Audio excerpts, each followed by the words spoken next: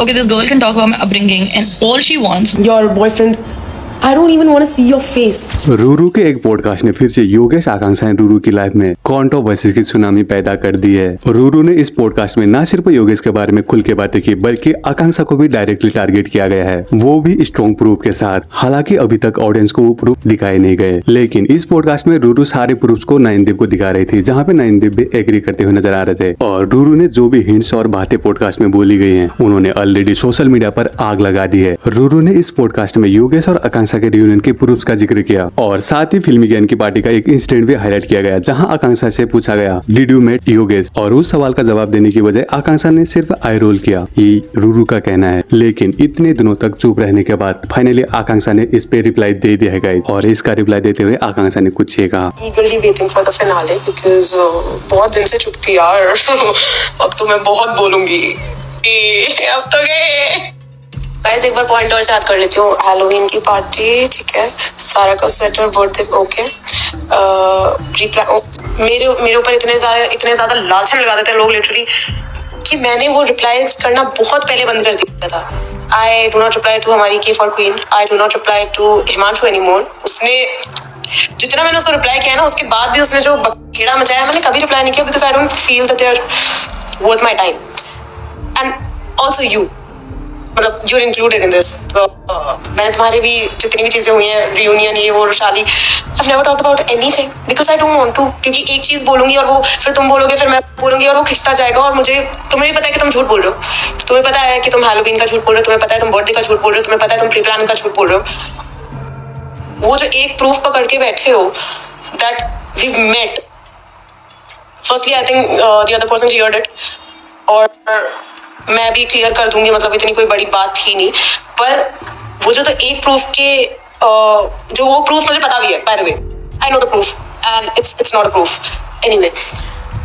उसके बाद मैं जो प्रूफ दिखाऊंगी about every little thing that you are lying about, be ready for that because that can actually ruin your life. And इसलिए मैं बस चुप हूँ अभी तक।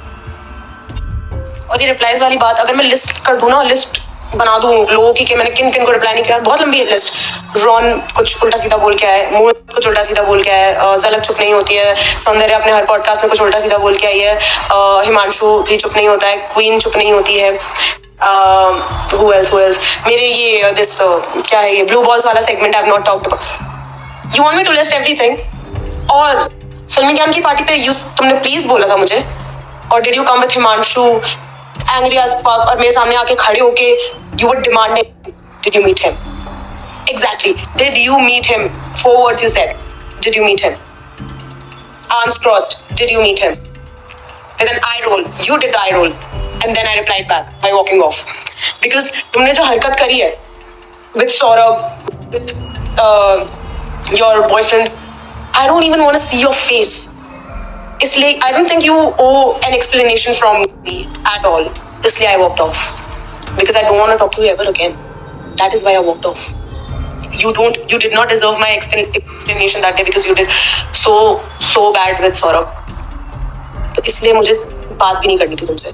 And the way Himanshu sat beside me, और कायरा जब बोली थी कि ये सब मत करो, यहाँ पे क्यों कर रहे हो, और हिमांशु उधर से बोल रहा था कि क्यों नहीं करेगी वो, क्यों नहीं बोलेगी वो Kiara, don't take the wrong side now Kiara. और मैंने क्या बोला था, this is not the villa anymore. And I stood up and I walked off. What I do?